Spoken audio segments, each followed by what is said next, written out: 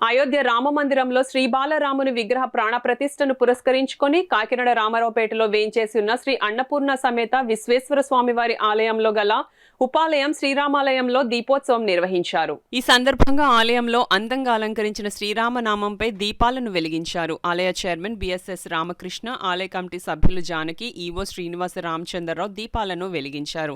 ఈ సందర్భంగా ఆలయ చైర్మన్ బిఎస్ఎస్ రామకృష్ణ మాట్లాడుతూ అయోధ్యలో బాలరాముని విగ్రహ ప్రాణ ప్రతిష్టను పురస్కరించుకొని ఆలయంలో దీపోత్సవం నిర్వహించినట్లు వెల్లడించారు. ఈ కార్యక్రమంలో పెద్ద సంఖ్యలో భక్తులు, మహిళలు పాల్గొన్నారు.